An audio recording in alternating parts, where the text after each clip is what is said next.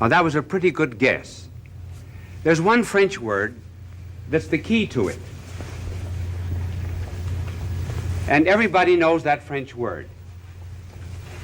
You know it. I'll write it on the board, and you'll know it immediately. L'amour. L'amour, toujours l'amour. Now, this French word is taken from the Latin word. And the Latin word is amor, love. Now, we are, in a certain sense, coining a new word.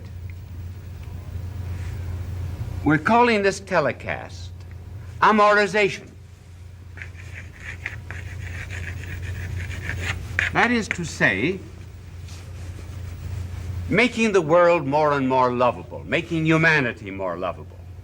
That's the point of it. Of course, it's a very broad subject because the word love can be used in so many different senses. For example, I love crepe Suzette. I love Paris in the spring. I love the Mets. I love Susie. So we have to form a kind of a hierarchy of loves. And so the amorization is in an ascending scale. And this is the way we're going to trace it, through 3 stages. Now, the first stage, which barely belongs in it, we're going to call the it love. And the next stage, we will call service love. That's much higher. And then the third stage, which is the highest, we're going to call gift love. So we'll trace the evolution of the amorization of humanity through these 3 stages. This chalk I have is kind of brittle. Tonight when I came to the studio, the angel had marked on it, handle, very fragile, handled with prayer. Now, the first is the it love. The it love is not a love for a person. It's only a love for the pleasure which a person gives. It's very much like a paper cup love. You drink the water and you throw away the cup. And in this kind of love, there is practically no concern whatever for the other person. One is concerned with taking a torch, throwing it into the walls of another city, and watching it burn. It's a love in which the ego, the self, is projected into another person. And what is loved, actually, is not the other person, but the ego that has been projected into that person. See, this is therefore a very selfish, egotistic kind of love, and hardly even merits the name of love at all. And it's a love that has, that sometimes seeks to justify itself.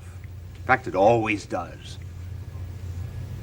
Simply because whenever we miss a high value and go into a lower one, we rationalize. And therefore, it's found to be very common among, say, high school and college students to hear this kind of rationalization of an it love. A young man, for example, who has not in some way violated the person of a young woman will say of other young men, well, you're not a man. You haven't lived. See, he's setting up a new standard. Or in a girl's dormitory, one girl will say to another girl, what, you haven't lost your virginity? You're not modern. This is the rationalization.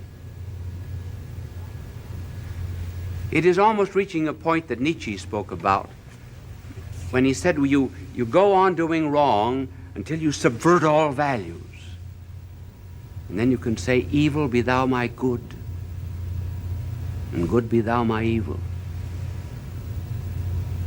And this kind of it love always destroys the person and does not equip it for true love.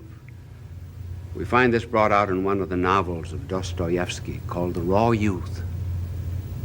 Dostoevsky tells the story of a certain Vershalov who was in love with two women.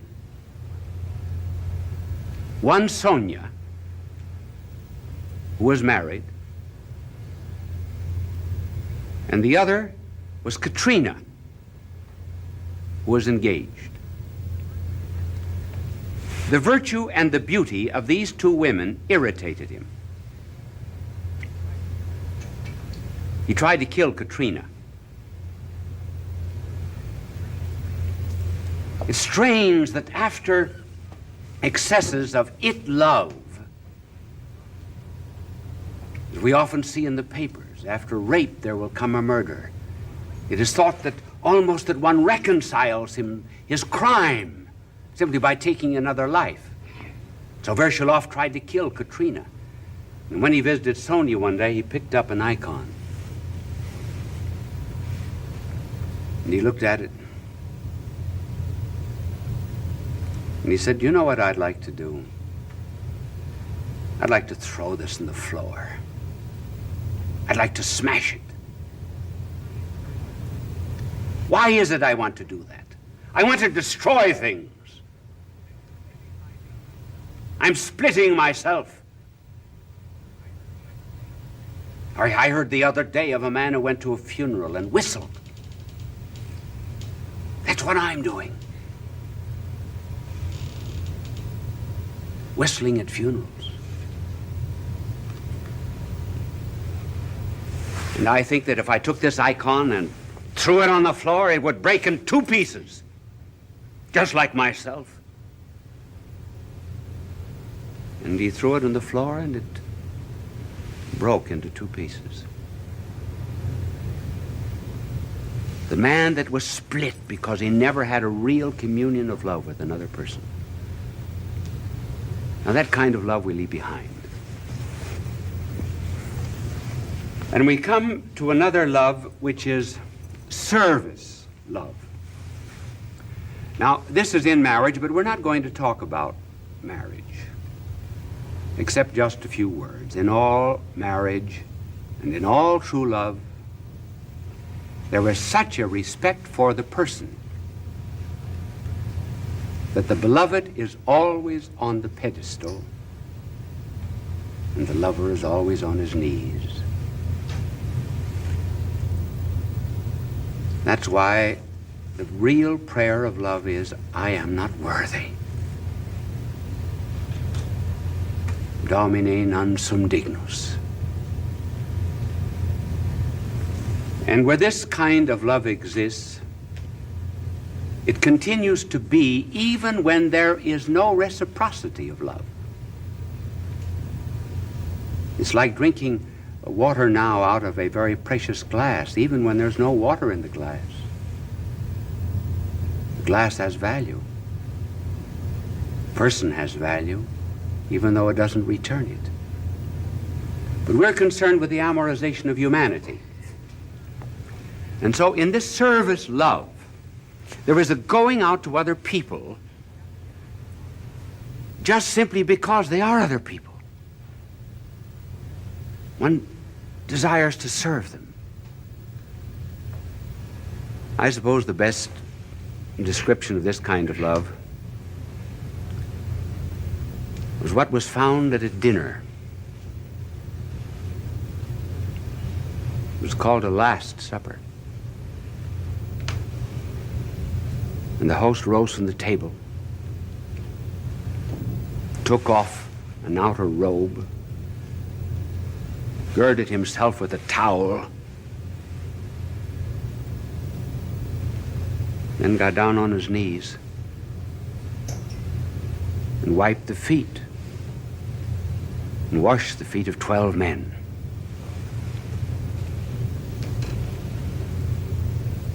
It was a symbol of this divine host who took off the robe of his glory and pomp and girded himself with the humanity of a suffering slave doing dirty work,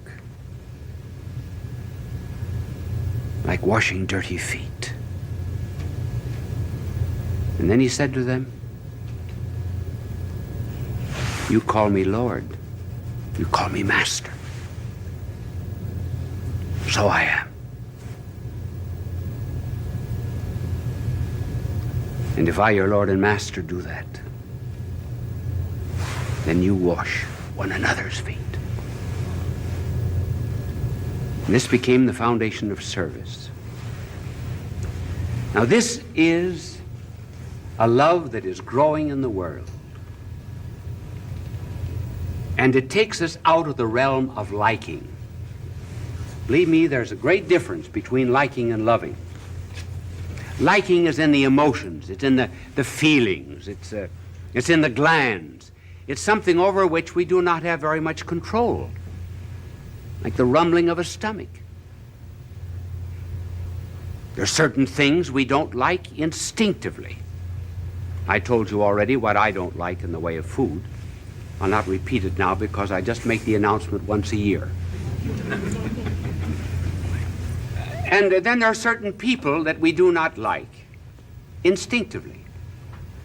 But I say, because liking is in the emotions, we cannot very well control it. But love, that's in the will. That is subject to our command. That is why the golden rule is not like your neighbor, but love your neighbor. That we have control over. The little boy is told by his mother to eat spinach. He doesn't like spinach. I know one mother who said to her little boy, "I know 1 million boys in the United States that would love that spinach."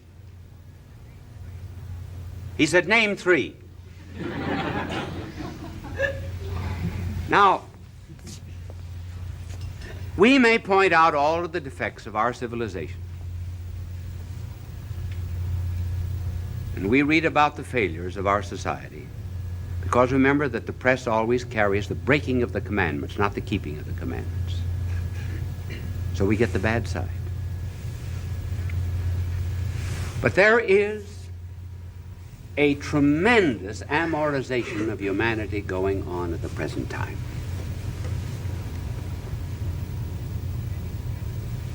Take any defect of the UN that you please. What is behind it? Amorization of nations. At least they're trying to settle disputes in a peaceful way. Foreign aid, all right, it's wasted. It should be distributed by people who are on the scene. But at any rate, it's service, it's love of humanity. Psychiatrists, doctors, social workers, teachers, those who are defending civil rights, those who are helping the downtrodden, volunteer workers in hospitals, missionaries.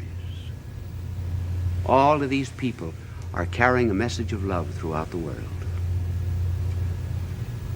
And we're apt to forget that this love of theirs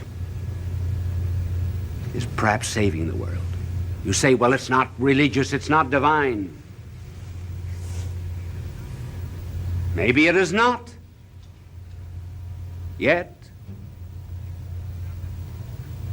when our blessed Lord washed the feet of the disciples, Peter said, "No, not my feet." And our Lord said, "If I do not, you will not have any part with me." And Peter said, "Then wash my hands, my feet, my head, everything." Our Lord said, "You do not understand now, but you will understand later on. You'll understand later on." And so, even the communists, who every now and then do something for their neighbor, the Buddhists, the Muslims, everyone in the world who is engaged in any kind of service out of love for neighbor, whether they like the neighbor or not, they may not yet know what they're doing, but they will know later. It's like the sun. How many people know how distant the sun is from the earth? How many tons of energy does it burn a day in atomic fission to light and heat this world? They do not know all of its secrets, but who is there that does not live by its light and by its heat? And so someday all of these will eventually come to the knowledge of the higher love, the gift love. Then they'll begin to see that this service love that they had for their neighbor is something that had its roots in the divine. They have sparks. Somewhere there had to be a flame. All their love is the segment of a circle. Someday they'll have the circle. And that was why the Greeks, who used this word for love, eros, finally became degenerated into a carnal, sensual love. And when true love came into the world, this gift love, greater love than this no man hath, Christianity had to find a new word for it. Agape. Another kind of love. Why, this word is used only 10 times in the greatest of all the Greek poets, Homer. It's only used 3 times in one of the great comedies or dramas of Euripides. But in the New Testament, it's used 320 times. See, it's something new. And so be hopeful about the world. It's being amorized in the right kind of way, despite all of our failings. I can summarize it all by telling you of an incident that happened to me. It was during my student days at the University of Louvain in Belgium. I went down to Paris to preach, and I stopped at a small hotel near the Opera Comique of Paris. And there was an Englishman playing a piano in a small salon. And I listened to him for a while and complimented him. And then after I said, would you like to come and take dinner with me? He said, all right. So we went to a little restaurant near the hotel. He told me that he was a salesman in one of the best known and most reputable jewelry stores in Paris. During the course of the dinner, he said, I have a problem. He said, do you know that I've never met in my life one good man or one good woman? Never. So I thanked him for the compliment. And then he went on to say, I meet a woman and then I get tired of them. He said, just a year ago, this coming 11th of February, he said, I was in this restaurant.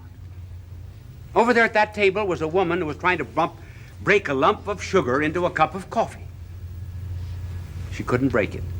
I went over and helped her, and she told me how mean her husband was to her. So I said, well, come and live with me. Here's the it love. So he said, she's been with me ever since. I'm tired of her. So this morning, I bundled up all of her clothes, left them with the concierge, but she anticipated my move. And she left me this note. Read it. And it read, Dear Puppy. See, it was the it love. It was a sad love. It's a puppy love has got a face like a basset hound. And so it read, Dear Puppy, if you do not continue to live with me until the 11th of February, I shall commit suicide by throwing myself into the Seine. Now, he said, may I allow her to continue living with me until the 11th of February to prevent her from committing suicide? And I said, no. May not do evil that good may come from it, and she will not commit suicide anyway. Well, about 11 o'clock, I said, I have to go up to Montmartre. Oh, he said, I was just beginning to think you were all right. Now I know you're as bad as any of them. Why are you going up to that hellhole? I said, my good man, there's something else at Montmartre besides dives. Said, there's a great basilica up there called the Sacre-Cœur. And I said, there'll be 1,000 men up there. All night long. They're up there every night. And I'm going up there. Spend the whole night. Come up with me. What'll I do? Anything you please. How long will I stay? I said, I intend to stay all night, but I'll leave whenever you leave. So he stayed all night. I read Mass there the next morning. And he said, stay in Paris a couple of days and teach me how to be good. Just discovered what love is. And that night, at our appointed time, he came in with a woman, not the one that was involved, and he said, we'll go out to dinner. And I said, no, not all of us. I said, either you're going with me or you're going with her. Choose. So he walked up and down a few times and said, well, Father, I think that I'll go out with her. And so he who arose from it love to a kind of a service love now fell back. But 2 years later, I went to visit Abbé Pierre, the man who takes care of all of the rag pickers of Paris. And as the truck drove up, who was on it but my good friend? And he said, I'm working here now for Abbé Pierre. He said, I have decided to go out with Agape.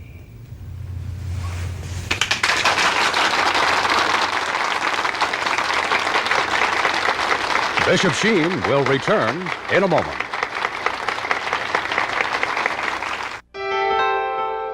Fulton J.Sheen is indeed a man for all seasons. He walked a paced beat, allowing us to glimpse his nature and ponder its worth and to enjoy its presence. Bishop Sheen authored over 90 books.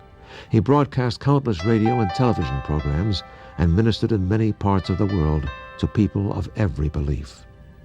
As he said many times, it is not a unity of religion we plead for, but a unity of religious people.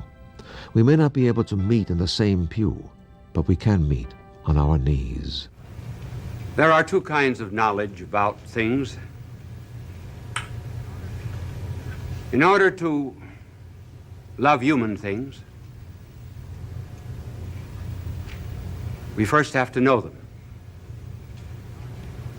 But as regards agape, of which I spoke tonight, and divine things, one first has to love them, and then one comes to know them.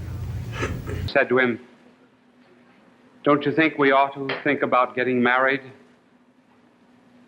And he said, at our age, who'd be having either of us?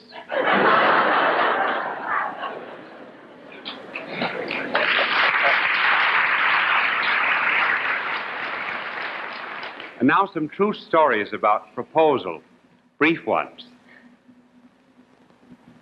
And this little girl, when she was a young woman, when she was proposed to, was asked by the young man, what kind of an engagement ring would you like? And she whipped out of her purse a picture of a ring that she had cut out of a paper 10 years before. There's nothing like being prepared.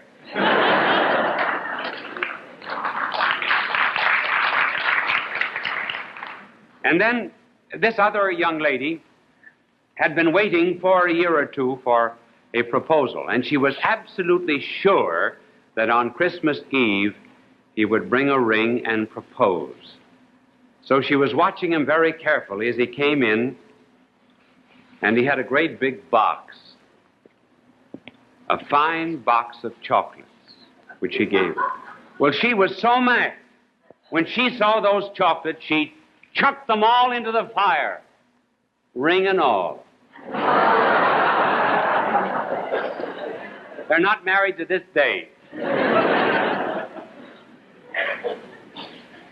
There are various ways of making a proposal, and the way one proposes depends upon how one loves, and there are three ways of loving: the Christian way, the romantic way, and the scientific way. The Christian way is based upon the fact that the other person is a gift of God and is a person. A person is composed of body and soul. The body is the source of allurement, the soul is the source of content and consent, and both of them go to make up that which is most precious in this world, namely personality.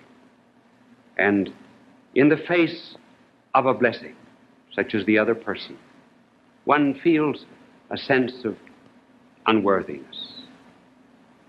And that is one of the reasons why, in proposing, one regards the other person as a gift, and the other person regards the one proposing as a gift, and both think of themselves as gifts of God that are under some expression of the will of God in a relationship one to the other. And because of that humility, that is why a proposal of that kind is often made on the knees. Because the beloved is always on the pedestal. The lover is always on his knees. He does not deserve that blessing. Every communion has that sense of unworthiness, even though it be the soul with the divine master, or person with person. The cry is, "Oh Lord, I am not worthy." And in the engagement, man is willing to surrender his freedom out of love. Of course, the girl may say when he proposes, "Now listen, you say you love me. You say that you love me above every other girl in the world. Do you realize that there are 683,412 eligible young women in this city? Have you tried all of them before you came to me? How do I know that you love me more than you love them?" Well, if he's a good metaphysician, which he probably isn't, but if he is, he will say, listen, every act of love is not only an affirmation. Every act of love is also a negation. And the mere fact that I choose you, I reject everyone else in all the world. And that is true of real love. Now, of course, when a man makes the proposal and becomes engaged, he goes through all sorts of fantastic actions. Some have been very well described by Chesterton. When G.K. Chesterton became engaged to Frances Blogg on a bridge in St. James's Park, London, he felt it was necessary, after she had accepted him, to go home and tell Frances Blogg's mother that he had proposed. And Gilbert Chesterton was very nervous. Didn't know exactly how to tell the mother, and the mother perceived that Gilbert was very nervous. She had just finished papering the house. And so she thought, well, maybe she could calm Chesterton a bit by saying, "Gilbert, what do you think of the wallpaper?" So Chesterton was at art school. He had a great big black crayon in his pocket. And he immediately stood up like a great knight, went to the wallpaper, and drew on the side of the wall a great portrait of Frances, his beloved. And when he proposed to her, he wrote something like this. It was a beautiful expression of a Christian engagement. "There are 4 lamps of thanksgiving always before me. The first is for my creation out of the same earth with such a woman as you.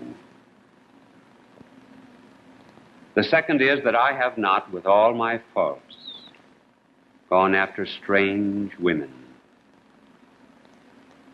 You cannot think how a man's self-restraint is rewarded in this. The third is that I have tried to love everything alive, a dim preparation for loving you. And the fourth is, but no words can express that. Here ends my previous existence. Take it. It led me to you." Young men who are like to have copies of Chesterton's proposal may write to me.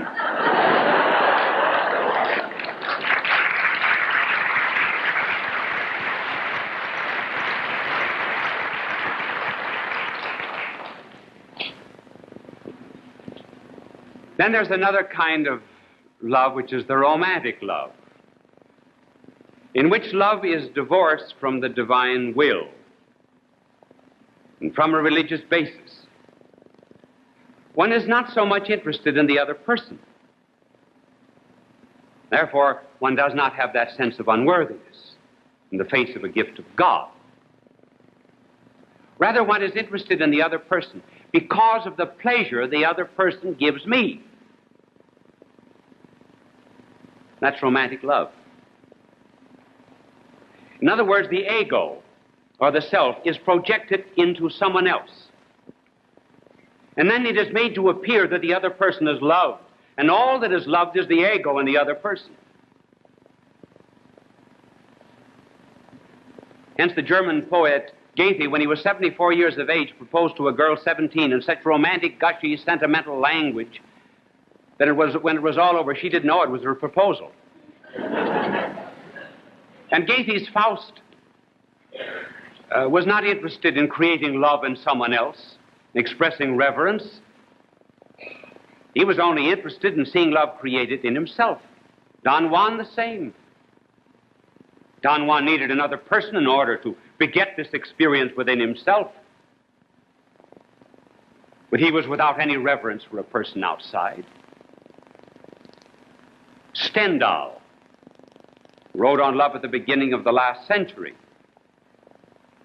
gave an expression of romantic love that ought to make young women beware. He said that love is like crystallization. He said that in the salt mines of Salzburg, a strange phenomenon takes place. If one cuts the leaves off a limb of a tree and puts the limb down into the salt mine of Salzburg, after several weeks, that limb will come out as if it were glittering with diamonds. Stendhal said that is what you have to do in love. You have to crystallize the other person. Endow the person with qualities in your proposal which the other person really does not have. Well, that kind of romantic love very often ends in something actually that is very unromantic. And perhaps one of the best expressions of that kind of proposal, of romantic love, where it is always, remember, the self that is the principal interest, was well expressed in Jane Austen's Pride and Prejudice. That great classic of English literature, you remember, contains the proposal of a clergyman by the name of Mr. Collins to Elizabeth Bennet. Mr. Collins is not on his knees, but he proposes in the romantic fashion. Notice the importance of the I, not the importance of the lady.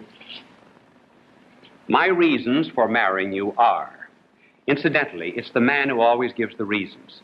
I love you because you're beautiful, or because you're this, or because you're that. A woman never gives a reason. She loves. That's the reason.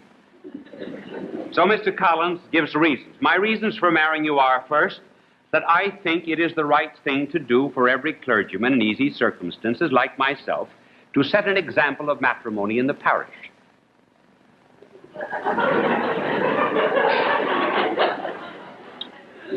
And secondly, that I am convinced it will add very greatly to my happiness. And thirdly, which perhaps I ought to have mentioned early, that it is the particular advice and recommendation of a very noble lady whom I have the honor of calling patroness. It was but last Saturday night that she said, "Mr. Collins, you must marry. A clergyman like you must marry. Choose properly, choose a gentlewoman for my sake and for your own."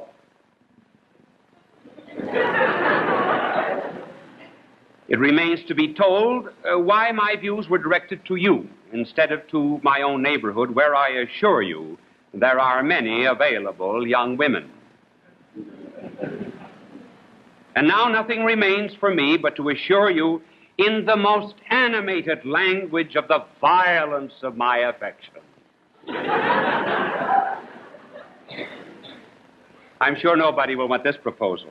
Well, Elizabeth Bennet, of course, refused Mr. Collins, and he said that you must give me leave to flatter myself that your refusal of my addresses are mere words. I shall therefore interpret your refusal to your wish of increasing my love by suspense, according to the usual practice of elegant females.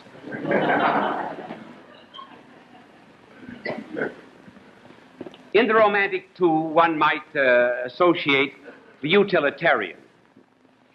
And we'll pass that over very quickly. That's marrying someone for money. And for great money sometimes was asked if you married the most beautiful daughter in the family, and then you were paid a great deal of money if you married the ugliest. Sir Thomas More, the English chancellor and martyr and saint, married the ugliest daughter in a family just to please the family. He happened to be an excellent gentleman. It turned out all right, though she tried to convince him that he should not go to the stake and be martyred for his faith. And then, of course, there is the American businessman that I heard of. When the young man proposed to his daughter, he said, "Leave your name, address, telephone number. If nothing better turns up, I'll phone you."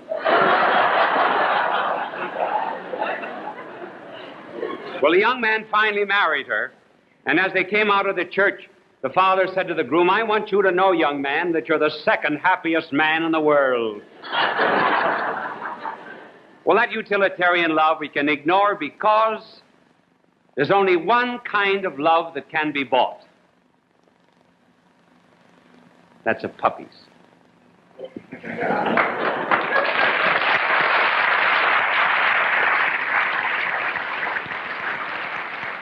Now, in addition to the Christian, and in addition to the romantic and the purely utilitarian, there is the scientific, which is the very modern way of making love. And you'd be surprised how very common this is. As is inspiration in Freud, Sartre, and Marx. Take, for example, love under Marx and communism. The only important thing in all the world, according to Marx, is economic production. And marriage was to sustain private property. It was built upon it, rather. Private property goes, marriage is no longer needed. When communism began in Russia, though they found out socially and experimentally that this plan did not work, but when it began, the communist theory was drink the water, forget the glass. In other words, the person does not matter. The person now completely dissolves and fades away. The Christian person now is not always even the pleasure. And communism has insisted that party leaders in various countries should take the wives that Moscow dictates. And you would be surprised how often that happens.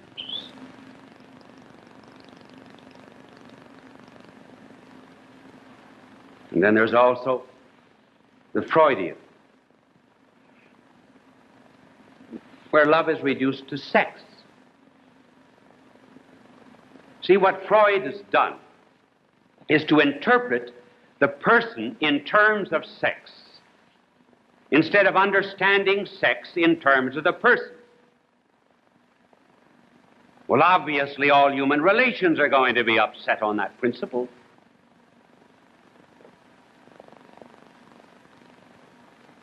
So that a proposal, Freudian character, might run something like this.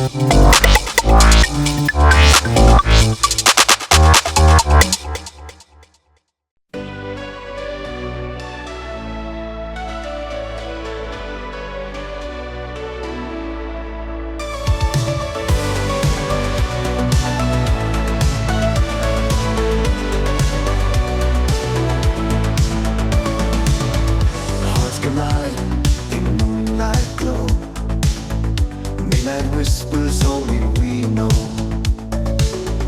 You and me in shadows deep, promises our hearts will keep. Neon lights and city dreams, dancing lights and silent screams, holding tight, not letting go. In the night our love will show. Echoes of love, loud and clear. In my heart you're always near. Feel the beat of our desire, burning love like endless fire.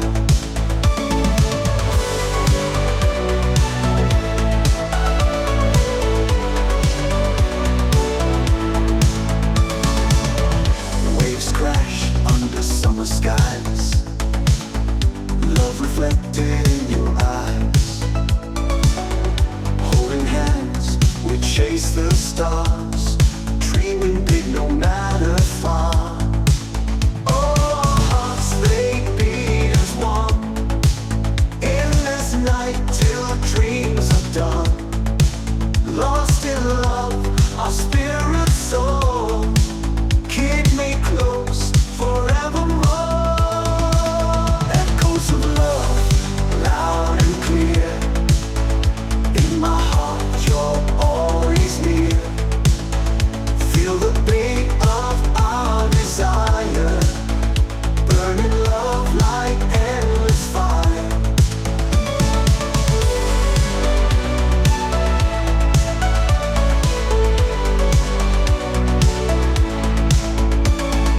When dawn's light, we find our way. Love's first light will guide the day. Through the night, we found our truth. In the dawn, our love's relentless youth. Echoes of love,